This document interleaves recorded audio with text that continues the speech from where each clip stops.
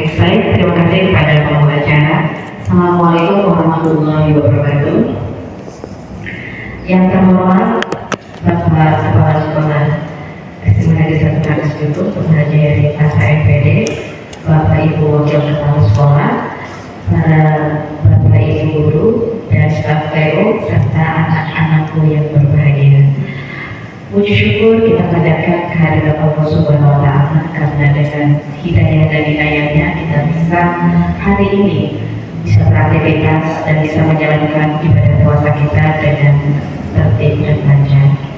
Salawat serta salam selalu tercurah kepada qudwah kita Nabi Muhammad SAW, kepada para sahabat, keluarga dan pengikutnya, insya Allah termasuk kita juga hingga akhir zaman. Pada kesempatan hari ini, Ibu akan menyampaikan sedikit informasi dan nasihat ya terkait nilai integritas dalam ibadah puasa. Karena alhamdulillah hari ini kita sudah menginjak bulan Ramadan pada hari ke-20 ya. Alhamdulillah juga kita sudah menjalani 2/3 bulan Ramadan dengan keadaan sehat walafiat, dan insya Allah semoga berkah untuk kita semua. Puasa sesungguhnya merupakan suatu praktek ibadah yang holistik. Dia melibatkan unsur jasmani, unsur rohani, unsur emosional, dan unsur spiritual. Kenapa begitu? Karena pada dasarnya tujuan berpuasa itu kan untuk meraih takwa, sebagaimana firman Allah dalam Al-Quran surat Al-Baqarah ayat 183. A'udzubillahi minasyaitonir rajim. Bismillahirrahmanirrahim. Ya ayyuhalladzina amanu kutiba 'alaikumus syiyam kama kutiba 'alal ladzina min qablikum la'allakum tattaqun.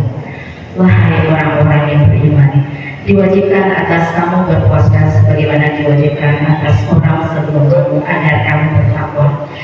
Jadi goalnya di sini kan bertakwa. Takwa ini sebagai tujuan. Nah, dampak ketika seorang bertakwa, dia pasti akan memiliki suatu kualitas yang namanya akhlakul karimah. Ya. Dalam akhlakul karimah itu terdiri dari beberapa sifat, beberapa nilai integritas. Di antaranya yang berkaitan dengan puasa yang akan Ibu sampaikan hari ini, ada 3 nilai integritas setidaknya yang bisa kita maknai dalam ibadah puasa. Yang pertama itu yaitu nilai kejujuran. Ya, jujur merupakan satu sifat atau karakter yang sangat penting dalam kehidupan kita. Dan kalau kita kaitkan dengan kondisi Indonesia saat ini ya, ketika kalian dengar banyak kasus-kasus korupsi, baik itu korupsi yang dilakukan oleh para pejabat negara dari level anggota DPR, menteri, gubernur, bupati, wali kota, bahkan selevel camat ataupun kepala desa, kita miris, apalagi sekarang korupsinya merambah kepada lembaga negara seperti BUMN. Mungkin kita pernah dengar bersama ada korupsi timah ya, yang 271 triliun, lalu ada korupsi Pertamina ya, bensin dioplos, lalu ada juga korupsi di PLN ya, yang menangani urusan listrik negara, listrik seluruh Indonesia, itu juga ada kasus korupsi. Bahkan ada korupsi mengoplos minyak goreng, bayangkan.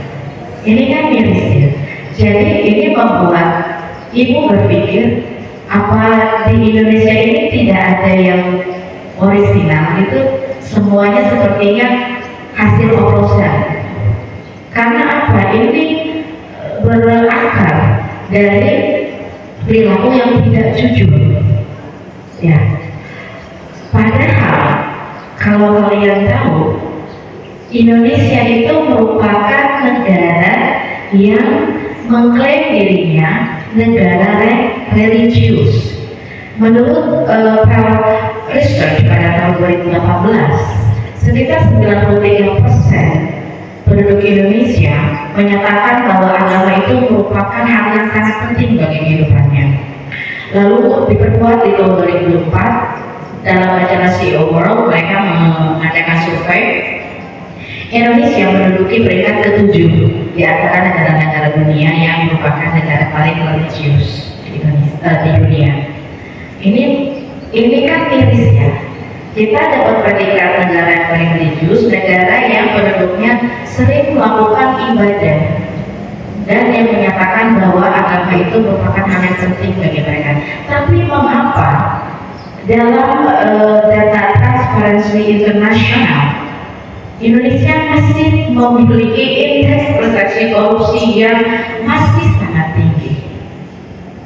Kenapa tidak sinkron? Kenapa tidak berbanding lurus antara nilai religius dengan sikap anti korupsinya? Kenapa pemahaman dan rutinitas ibadah yang dilakukan tidak berdampak pada perilaku anti koruptifnya? Apa yang salah? Nah, ini merupakan perenungan untuk kita semua, refleksi untuk kita semua. Apakah selama ini kita menjalankan ajaran agama termasuk ibadah-ibadah sampai ibadah dalam keseharian kita? Apakah sudah dimaknai dengan maksimal atau belum? Atau hanya sekedar rutinitas semata? Nah, di antara praktek-praktek ibadah itu, di sini ada puasa. Kenapa puasa berkaitan dengan nilai jujur? Karena puasa merupakan ibadah yang hanya kita dan Allah yang tahu. Tidak seperti sholat, orang bisa melihat kita. Waktu zuhur, waktu asar, setidaknya ada orang yang pernah melihat kita sholat. Tapi puasa, hanya hati kita dan Allah yang tahu. Ya, kita tidak bisa mendeteksi apakah orang itu puasa atau tidak, bisa dilihat dari apanya, kita tidak bisa melakukan hal itu. Seringkali ya, kita mengaku puasa, berangkat ke sekolah puasa, di sekolah tidak makan minum, tiba-tiba pulang jam 2, terus ketemu temannya ngobrol, temannya, terus tiba-tiba tergoda, mokel dan jadinya, ya kan? Kita kan tidak pernah tahu yang udah mokel di luar sana, lalu pulang ke rumah, ditanya sama ayah ibunya, masih puasa nak? Masih ibu, dia ikut buka sampai maghrib. Itu kan tidak bisa kita deteksi apakah benarnya puasa atau tidak, karena puasa merupakan ibadah yang privat ya, yang sifatnya hanya kita yang melaksanakan dan Allah yang tahu. Maka dari itu penting puasa ini untuk membentuk karakter jujur dalam diri kita, meyakini bahwa itu puasa merupakan tidak hanya sekedar perintah dari Allah, tapi yakinlah ketika Allah memerintahkan sesuatu dan ketika Allah melarang sesuatu, itu pasti akan ada hikmah dan manfaat di balik ibadah tersebut.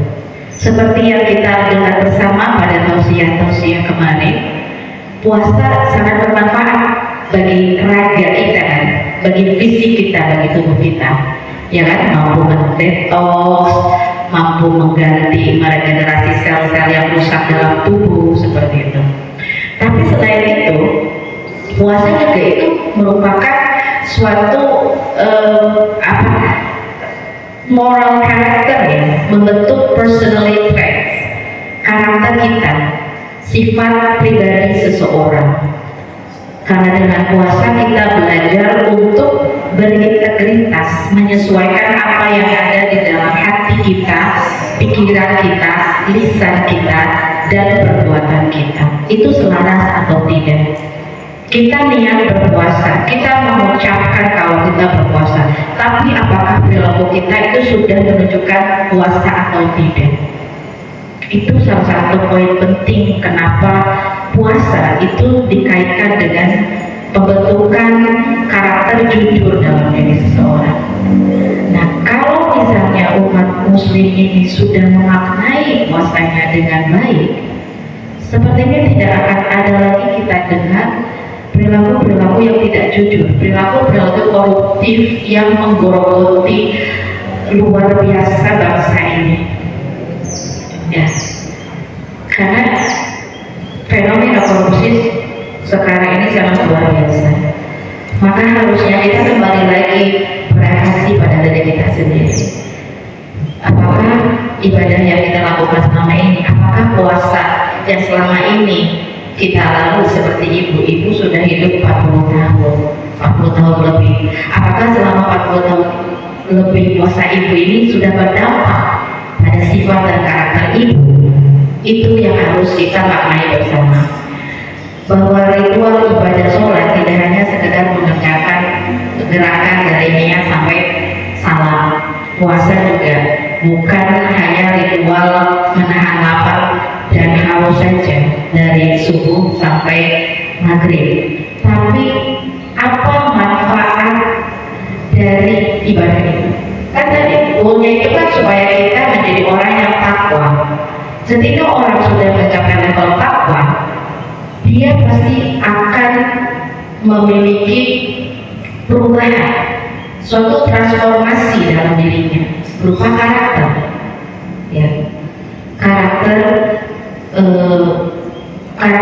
integritas tadi, ya, itu untuk nilai jujur. Lalu yang kedua, puasa juga mengajarkan kita untuk bersikap bertanggung jawab. Bertanggung jawab itu melaksanakan suatu tugas dengan sepenuh hati, tidak setengah-setengah, tanpa ada paksaan, gitu. Bahwa kita meyakini memang itu suatu tugas yang harus kita emban dan dilaksanakan, diselesaikan dengan baik dan sepenuh hati. Ya, kita kan bertanggung jawab. Kita sudah, ketika seorang muslim sudah balik disiplin, ketika kita berpuasa kita belajar, kita harus melaksanakan sahur.